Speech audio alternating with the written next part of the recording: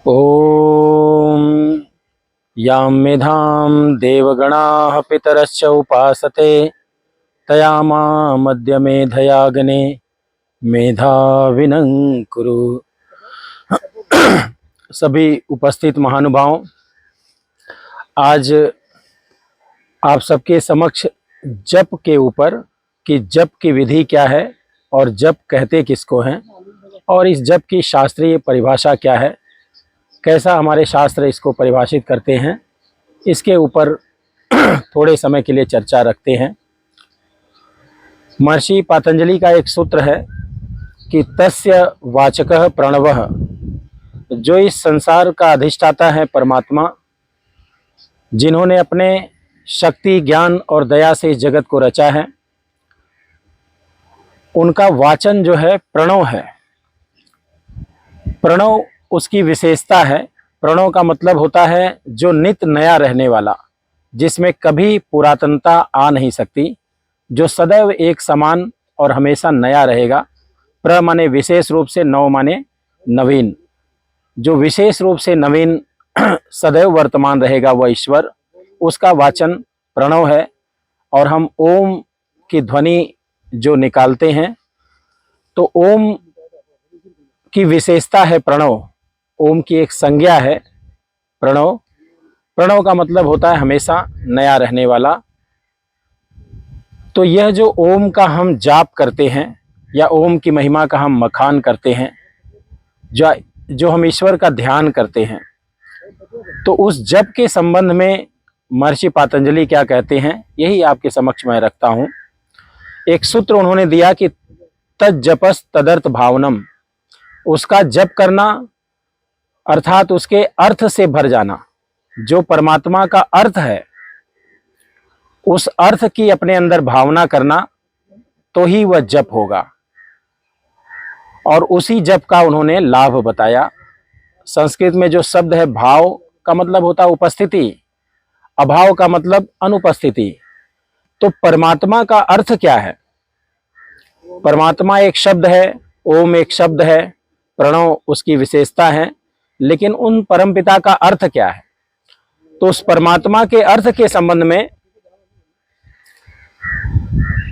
कहा कि जो परमात्मा के गुण हैं, जो परमात्मा की विशेषताएं हैं, वही उन ईश्वर का अर्थ है। जैसे हम मानते हैं कि वह ईश्वर न्यायकारी है, तो जो उनमें न्याय की भावना है, जो उनमें न्याय का गुण है, यह उनका अर्थ है। और उस न्याय रूपी अर्थ को, ईश्वर को साक्षी मानकर यदि हम भी अपने अंतःकरण में आत्मसात करते हैं और न्यायपूर्वक हम जीवन का यापन करते हैं, और जहाँ कहीं भी व्यवहार की आवश्यकता होती है वहाँ हम न्याय को सर्वोपरि यदि हम रखते हैं, तो हम ईश्वर के उपासक हैं या ईश्वर का जप कर रहे हैं। ईश्वर के इस गुणों को धारण करना, जैसे ईश्वर न्यायकारी है, ईश्वर ज्ञान स्वरूप है, उनके ज्ञान को धारण करना, जो वेद आदि शास्त्रों के माध्यम से उन्होंने इस संसार में ज्ञान को फैलाया है, उस ज्ञान को धारण करना और उस ज्ञान पूर्वक आचरण करना। ईश्वर यदि परम दयालु हैं, तो अपने जीवन का निर्वाह करते करते हमें दया दिखाते हुए चलते रहना और दया का भाव अपने अंदर रखना, यह उसका अर्थ है। परमात्मा का अर्थ क्या है? दया, न्याय, ज्ञान, उत्साह, आनंद, इन अर्थों को अपने अंदर सम्मिलित करना और निरंतर इस बात का परीक्षण करना कि जो ईश्वरीय गुण हैं, जो ईश्वर के अर्थ हैं, उन अर्थ से हम अपने जीवन को भर रहे हैं कि नहीं।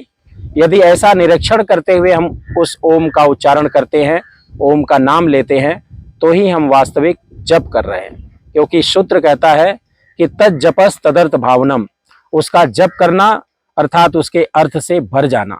जैसा वो परमात्मा है, जैसा उनके गुण हैं, उन्हीं गुणों से अपने आप को ओतप्रोत करते हुए जीवन को जीते चले जाना, यही परमात्मा का जप है।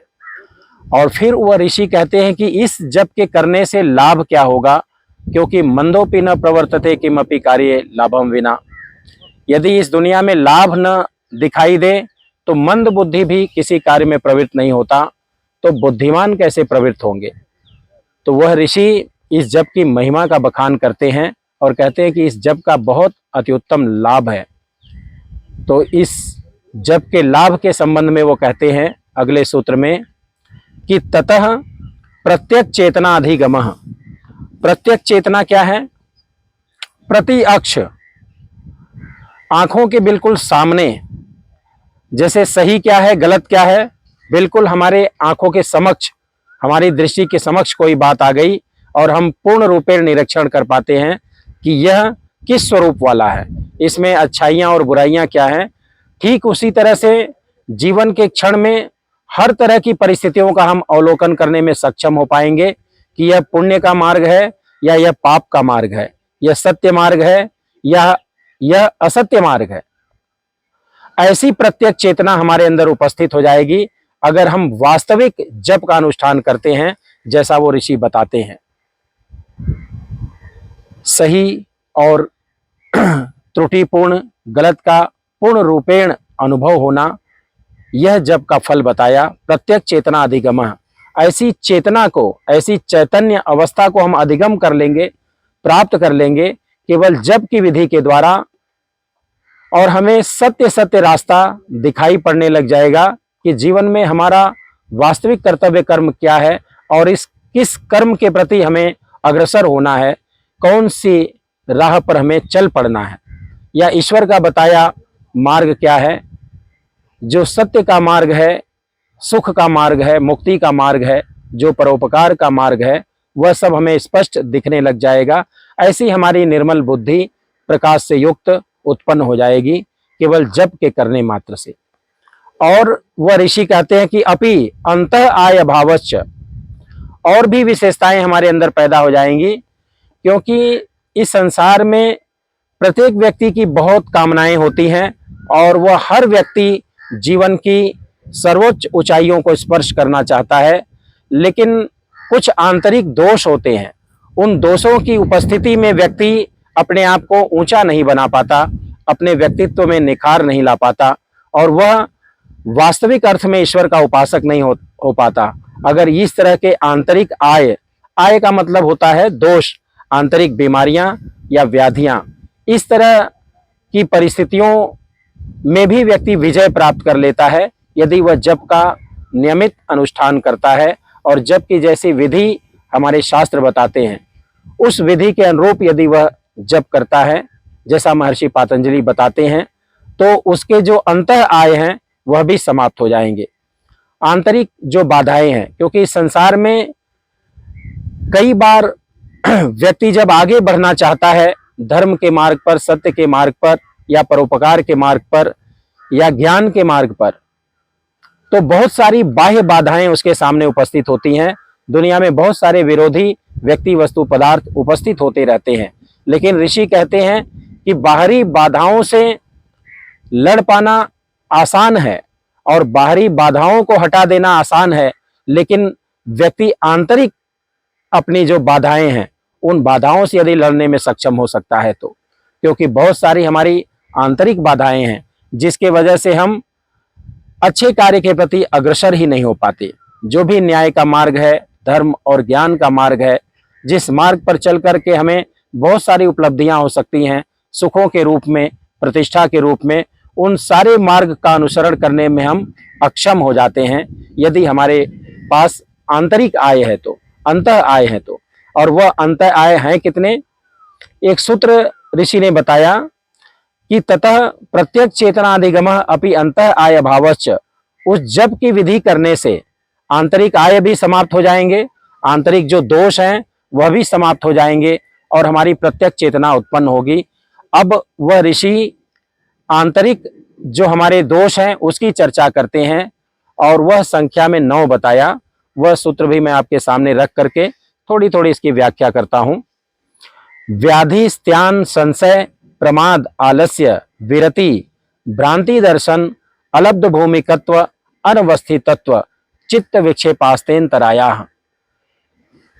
यह जो आंतरिक दोष हैं, तो सर्वप्रथम वो कहते कि व्याधि, अगर व्यक्ति ने जप की विधि के द्वारा अपने मन और अंतःकरण को निर्मल शुद्ध नहीं किया और ईश्वर का उपासक नहीं बना या ईश्वर का अनुकरणीय नहीं हुआ, जो अनुकरणीय ईश्वर है उसका अनुकरण नहीं किया, तो सबसे पहले जो समस्या व्यक्ति को के सामने आंतरिक बाधा के रूप में उत्पन्न होगी वह व्याधि है। व्याधि का मतलब होता है विशेष तरह की रोगणता, आधि का मतलब होता है मन की व्यथा, लेकिन व्याधि का मतलब शरीर में रोग। उसके शरीर में कई तरह के रोग और दुर्बलता नजर आने लगेंगे, दृष्टिगोचर होने लगेंगे, उसे एहसास होने लगेगा, इस बात की उसे अनुभूति होने लगेगी कि उसके शरीर में बहुत सारी बीमारियां घर कर रही हैं, उसका शरीर शिथिल और दुर्बल है। यदि व्यक्ति जप की विधि को वास्तविक अर्थ में अपनाता है तो उसके शरीर से व्याधियां नष्ट हो जाएंगी। सबसे पहले यह कार्य होगा। तो हर व्यक्ति का यह कर्तव्य है कि अपने शरीर को सशक्त बनाकर रखे, शक्तिशाली बनाकर रखे, ताकि अधिक से अधिक धर्म के कार्यों को करने में सक्षम हो सके और ईश्वर का बताया या ईश्वर का दिया हुआ जो कार्य है उसको संपन्न करने में वह सक्षम हो सके। इसके लिए अति आवश्यक है कि हर व्यक्ति को अपना शरीर स्वस्थ और बलवान और उसकी कार्य क्षमता अधिक बना करके रखनी चाहिए। तो सबसे पहले जो फल प्राप्त होगा, व्याधियों का निराकरण हो जाएगा यदि हम वास्तविक अर्थ में जप का अनुष्ठान करते हैं तो। और यदि हमने जप के अनुष्ठान से अपने शारीरिक व्याधियों का समापन नहीं किया तो दूसरी बीमारी का नाम ऋषि कहते हैं, जो दूसरी हमारे अंतःकरण की सबसे बड़ी बाधा है वह है स्त्यान।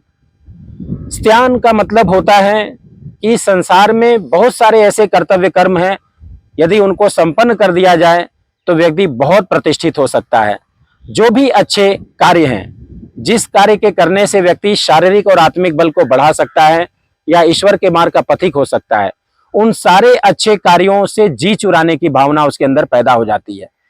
उसके मन में वो बातें आती हैं, लेकिन वह उस कार्य को करने के लिए उस कार्य को संपन्न करने के लिए अपने आप को सक्षम नहीं पाता। उसको कहते हैं स्त्यान। स्त्यान का मतलब होता है अच्छे कार्यों से जी चुराना। और यदि व्यक्ति जप का अनुष्ठान करता है तो यह स्त्यान नाम की जो आंतरिक बाधा है वह दूर हो सकती है और व्यक्ति का उत्साह बढ़ेगा और अच्छे कार्य को करने में वह अपने आप को सक्षम पाने लगेगा और अच्छाइयों की तरफ बढ़ने भी लगेगा। लेकिन यदि व्यक्ति ने जप का अनुष्ठान करके अपने स्त्यान नाम के अंतः दोष को दूर नहीं किया तो उसके अंदर जो और भी गहरी बाधा है वह है संशय। संशय का मतलब है कि इस संसार में हमारे सामने जो परिस्थिति उत्पन्न होती है, उन परिस्थितियों में एक ही समय में कई सारे कार्य हमारे सामने उपस्थित होते हैं और हम चयन नहीं कर पाते हैं कि हमारे लिए कौन सा उपयुक्त कार्य होगा।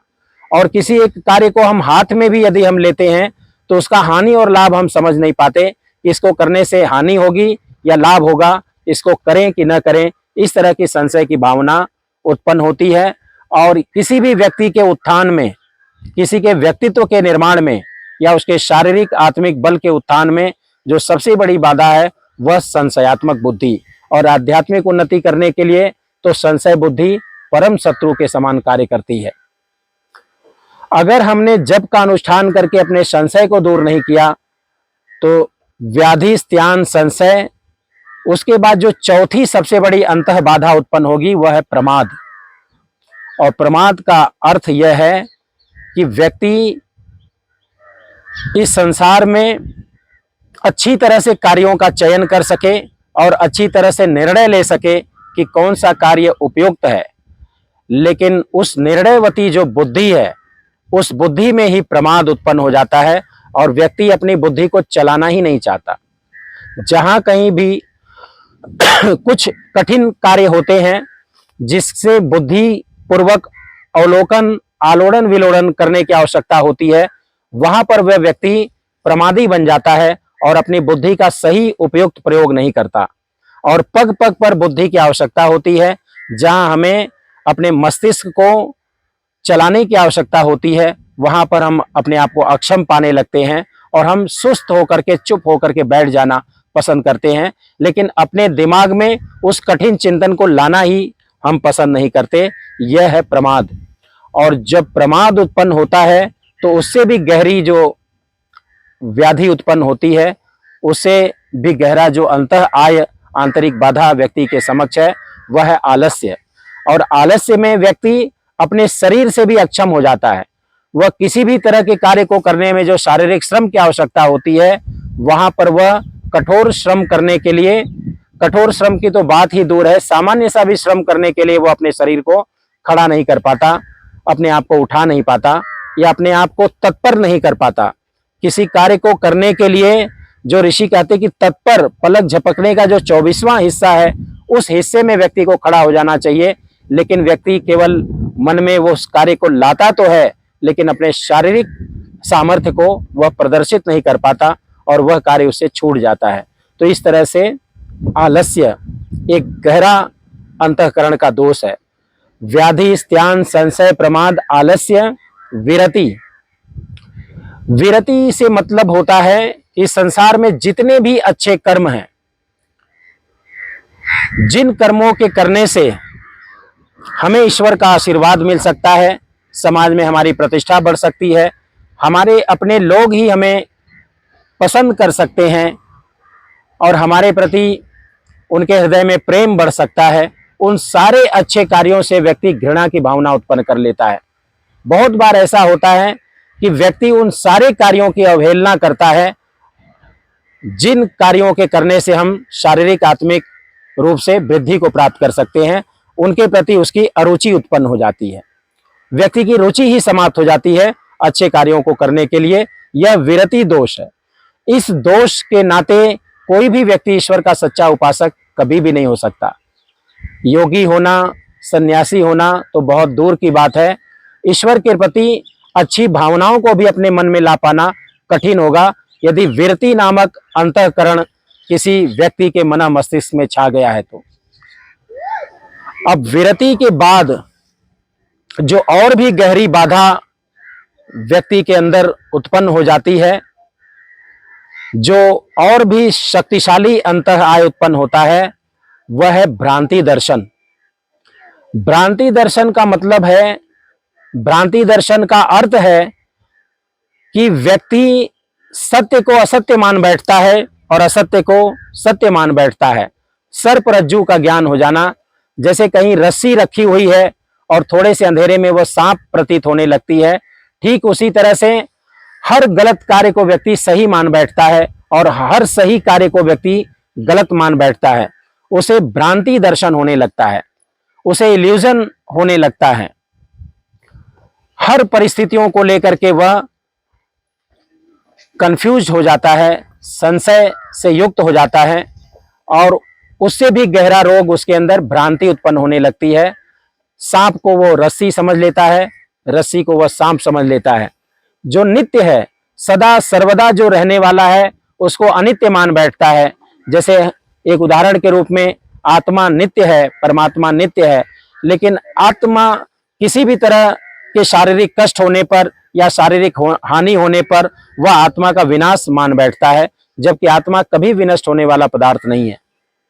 इस तरह से जो जो चीजें नित्य हैं, जो जो सत्य हैं, उसको असत्य की अनुभूति करना, नित्य में अनित्य की अनुभूति करना, यह है भ्रांति दर्शन। और भ्रांति दर्शन के बाद जो और भी गहरी बाधा व्यक्ति के जीवन में उत्पन्न होती है, वह है अलब्ध भूमिकत्व। एक उदाहरण देता हूं, जैसे कोई छोटा सा पौधा हम लगाते हैं और 2-4 दिनों के बाद, 10 दिनों के बाद उसमें बराबर हम पानी आदि देते रहते हैं और उसका निरीक्षण करते रहते हैं। फिर हम पाते हैं कि उस पौधे ने अपनी जड़ों को मिट्टी में जकड़ लिया है, उसकी जड़ों ने मिट्टी को जकड़ लिया है। और जब वो पौधा और उस पौधे की जड़ें मिट्टी को अच्छी तरह से जकड़ लेती हैं, तो कोई भी हवा आने पर या तीव्र हवा आदि आने पर फिर वो पौधा ज्यों का त्यों खड़ा ही रहता है। जैसे किसी वृक्ष की जड़ों ने मिट्टी को जकड़ लिया है, तो कितना भी आंधी तूफान आए, लेकिन वह वृक्ष धाराशाही नहीं होता। लेकिन अगर उस वृक्ष की जड़ों ने उस मिट्टी को पकड़ा ही नहीं है, तो हल्की सी हवा के झोंके में भी वह वृक्ष धाराशाही हो जाएगा। ठीक यही स्थिति उन व्यक्तियों की भी होती है जो अलब्ध भूमिकत्व को प्राप्त होते हैं। उनकी जड़ कहीं गहरी पैठ ही नहीं रखती, वह कहीं भी जड़ जमाए हुए ही नहीं होते। जिस तरह से झोंका आता है उस तरह से वह चलते जाते हैं। ऐसे व्यक्ति आदर्शवादी कभी नहीं हो सकते। अवसरवादी होते हैं। जहां थोड़ा सा भी अवसर देखते हैं वहां फिसलते हुए पाए जाते हैं और छोटे छोटे से सुखों में अपने आप को विनष्ट करते हुए पाए जाते हैं। उनकी जड़ें गहरी नहीं होती। छोटी सी भी प्रतिकूल परिस्थिति उत्पन्न होने पर वह समझौता कर लेते हैं और अच्छे कार्यों को छोड़ बैठते हैं या हिल जाते हैं। तो इस तरह से अलब्ध भूमिकत्व, व्यक्ति शक्तिशाली या दृढ़ भूमि वाला नहीं हो पाता अगर उसके आंतरिक आए हैं तो उन ऋषियों ने कहा कि जो लोग जप का अनुष्ठान करते हैं, और जप का मतलब है कि उसके अर्थ से भर जाना, परमात्मा का जो वास्तविक स्वरूप है उन स्वरूप को अपने अंतःकरण में पालन करने का नाम जप है। यदि इस विधि से व्यक्तियों ने इस अंतः आय को दूर नहीं किया तो जो और भी गहरा आंतरिक दोष है वह है अनवस्थित तत्व। व्यक्ति कभी स्थिर ही नहीं पाया जाएगा। जैसे पागल कुत्ता एक जगह से दूसरी जगह पर भटकता है और उसे जख्म भी हो गया हो उसके सर पर, और उसे लगता है कि इस जगह पर रहने की वजह से मुझे ये प्रॉब्लम है, और वो भाग करके दूसरे स्थान पर जाता है, वहां से तीसरे स्थान पर जाता है, और इस तरह से दौड़ लगाते लगाते उसका प्राणांत हो जाता है।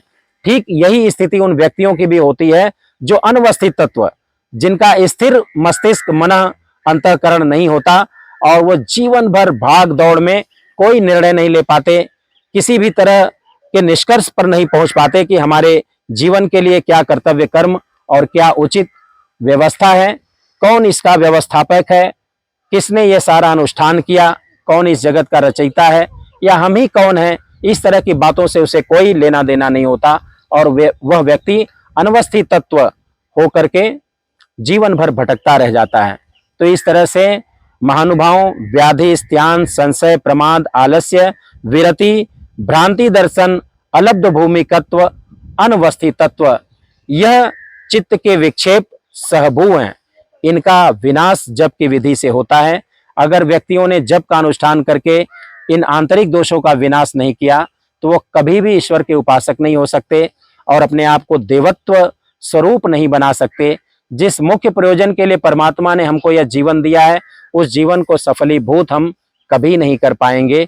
इसलिए हमारा सबका यह कर्तव्य है कि हमारे महान ऋषियों ने जो हमें मार्ग बताए हैं उस मार्ग का अनुसरण करके अपने आत्मा को शक्तिशाली बनाएं, अपने शरीर को सुदृढ़ शक्तिशाली बनाएं और धर्म के मार्ग का हम अनुष्ठान करने में सक्षम हो सकें। ईश्वर के दिए हुए इस जीवन का सम्मान करने में हम सक्षम हो पाएं। जिस मुख्य प्रयोजन के लिए उस महान ईश्वर ने इतने बड़े जगत को रचा है, हम उस प्रयोजन को धन्य कर पाएं, अपने जीवन को धन्य कर पाएं। इसलिए हम उन ऋषियों के इस ज्ञान को आत्मसात करने का प्रयास करें। बस आज आपके समक्ष मैंने इतनी ही चर्चा की। आने वाले समय में और भी कुछ वैदिक बातें मैं आपके समक्ष करता रहूँगा। आज के लिए बस इतना ही। आप सबका बहुत बहुत धन्यवाद।